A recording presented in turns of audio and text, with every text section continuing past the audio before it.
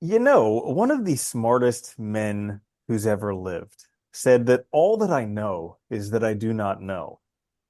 And while that may be a little bit confusing, today's episode, we're going to talk about what do you know? Yeah. So, this is the Existential Stoic Podcast. I'm Randy. That's Danny. What's going on, Danny? What's up, Randy? Can you name that smartest person who said that? Socrates. He Yeah, said that the only thing that I know is that I know nothing. good Yeah. old Socrates. I watched Bill and Yeah, Ted's Excellent Socrates. I Adventure did. It's again such a good movie. recently. I love that movie. 69, dude. Strange things are afoot at the Circle K. Yeah. That's such a good Yeah. movie. It's so ridiculous too, like portray the historical figures and stuff. Oh my God. It's And awesome. and how successful of a career Keanu Reeves has had after that Oh, movie. dude, it's been amazing. Yeah. Great Mind movie. blowing. And they made another Bill and Ted too. It was even good. It was amazing. Yeah. Yeah. Really good. The bogus adventure. I gotta watch that one again. That's a good one too. I watched them Yeah. both So recently. Anyway. yeah, so what can you know? Well, so okay, this is the interesting thing, right? Because like I thought of this because I've been thinking a lot about this, and I keep seeing things where like people's I so I don't believe in any objective truth. I'll say this right now. Like I don't think there's objective truth. I think everything is just contextually based and dependent on a lot of factors, but there's no like truth in a capital T sense, like we used to say in philosophy, right? Hmm. But a lot of people seem to operate under the idea that there are objective truths, like that certain things are known, that certain things like say like values, there's good and evil, or that, this thing leads to the truth, this thing doesn't, right? Like that kind of idea.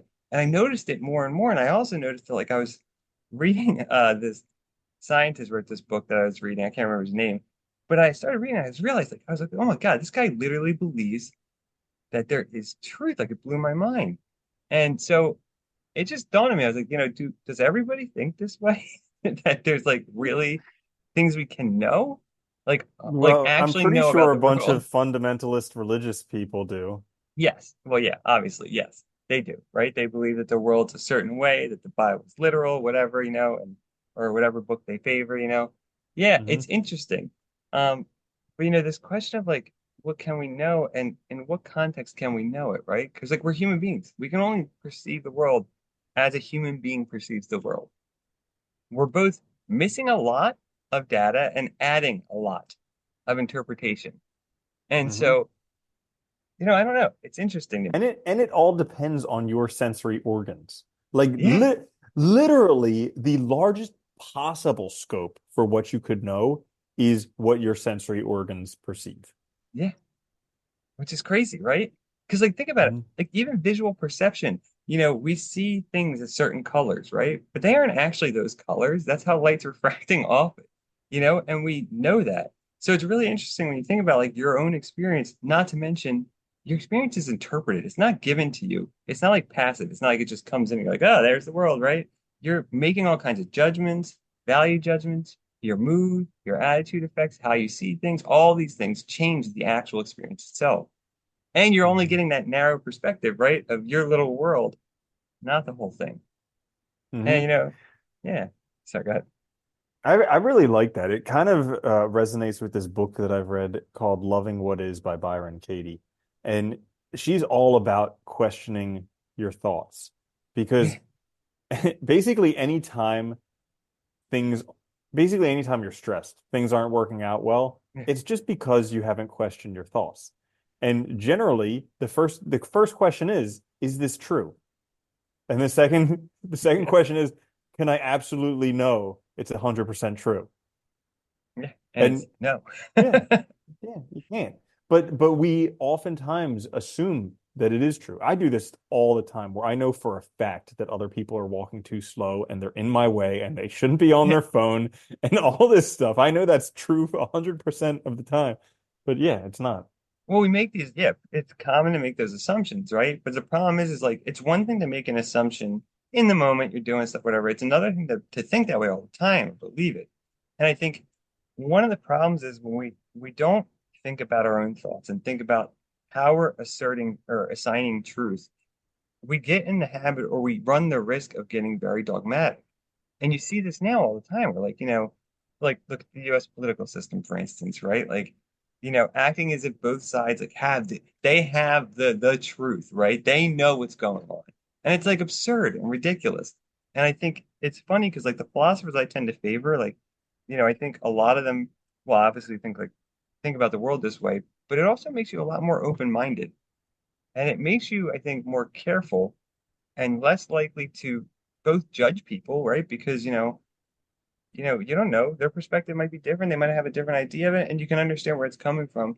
And it makes you more careful, I think, in your own views and values, not getting caught in that trap of believing that there is a truth and that somehow you have a unique grasp of it that nobody else seems to, right? Hmm.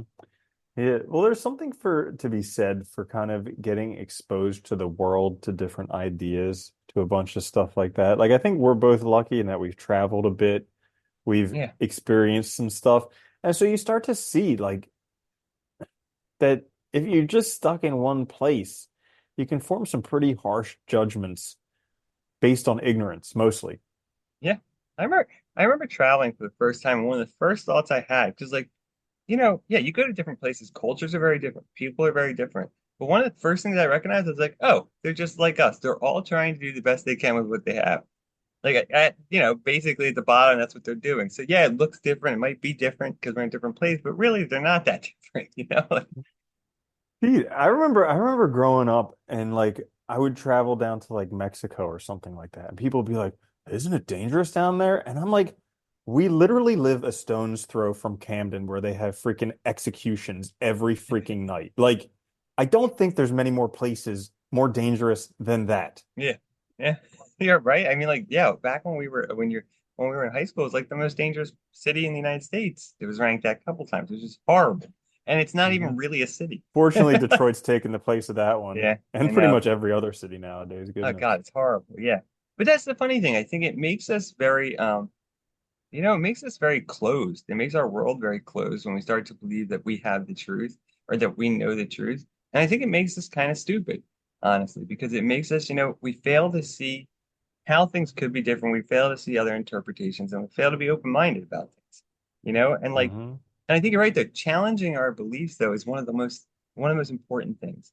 And I'll give you, they did a study. I remember this from a course I took this is back a while ago, but I'm sure it's still probably true. They did a study that their theory was that, with the internet now, right? Anybody with a high school education and the ability to use a computer, they can be a good citizen because they can find out what's going on. They can therefore vote, right? Accordingly. Well, they ran the study and what they found was 97% of people, when they go online, they only look at stuff that affirms their views already. They never look at anything that contradicts them, that presents any sort of other information, alternative viewpoints, anything like that. And I think that's the other crazy thing because, like, I love reading different perspectives on things, even ones that, like, yeah, I might think they're like a little crazy or wonky, but like, I still like reading them because it tells me a lot about the people that hold them. It gives me a different way of looking at the world, and it's interesting, and it pushes me to then think about my own values and views and beliefs and ask, well, are mine any different? Why? Like, and just get to these sort of questions of like, well, why do I even think that? What basis do I have for thinking that? Hmm.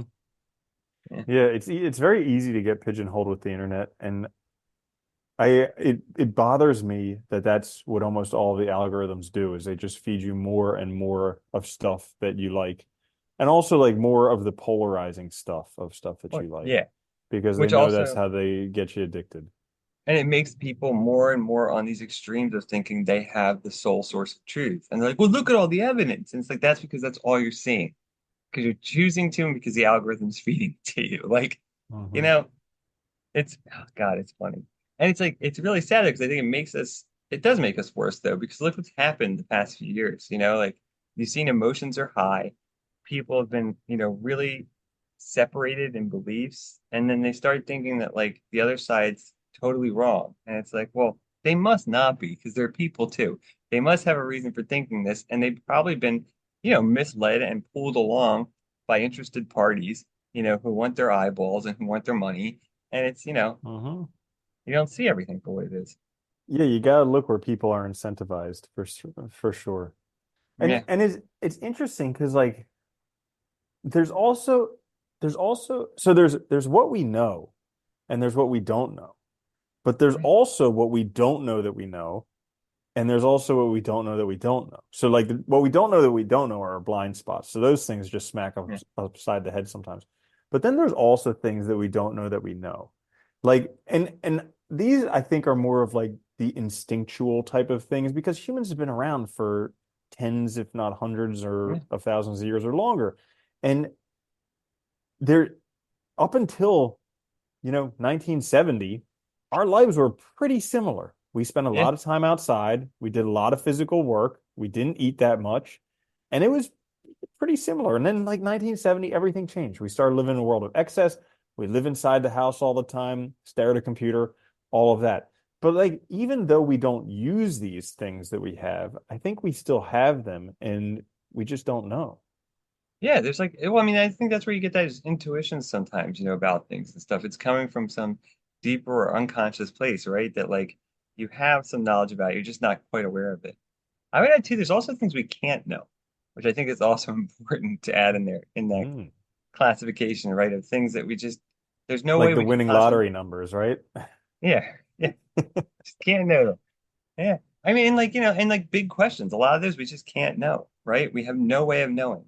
So you have to also, I think it's also important to admit, like, there's a difference between factual truth and belief, right? And like having beliefs are fine, but admitting to yourself that they're beliefs and they're not truths is important because that keeps you both open-minded, but it also keeps you aware of like your interactions with others and not pushing those beliefs on them as if they're factual truths or anything like that. Hmm.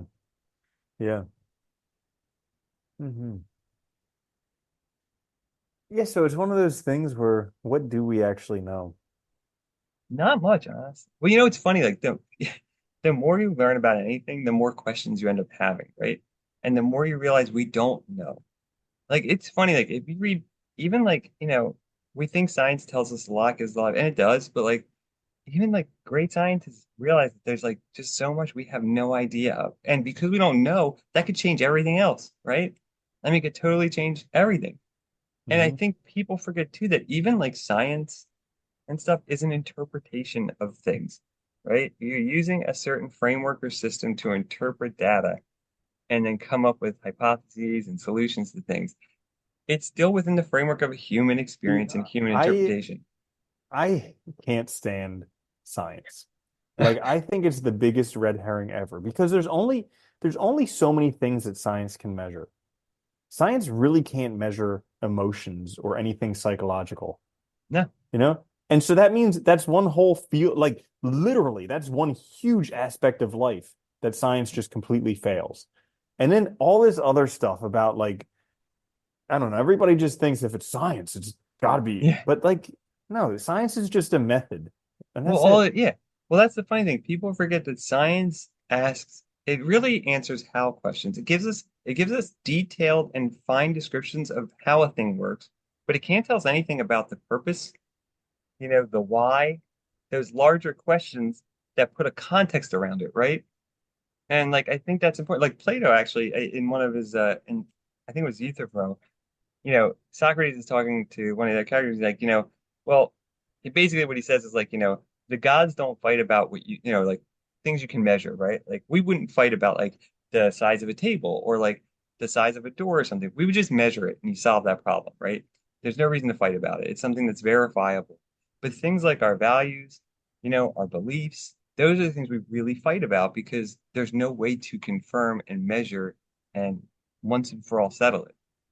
And so, yeah, I think, you look at science all the time, they make all these claims, but they don't know the why. They don't answer the purpose of it. And so they just move forward, and then all kinds of things can happen from their decisions that were, either unknowns or problematic or who knows what. So it's Mhm. crazy. Is there anything else you want to say about what do we know? I think we do ourselves a disservice when we think we know, so just Mm. keep challenging yourself and those beliefs to kind of push it further to kind of see what you actually do, what you think you know and why. Yeah, Yeah, absolutely. Question your thoughts and your beliefs. always. So there you have it. What do we know? And the answer is nothing, but we don't even know if that's the real answer because we know nothing. Nothing. So this is the Existential Stoic podcast. If you enjoyed it, like it or subscribe or just listen more often, tell your friends. Who knows? We will catch you Yeah. guys later. Until the next time, I'm Randy. That's Danny. I'll see you later, Danny. Later, man.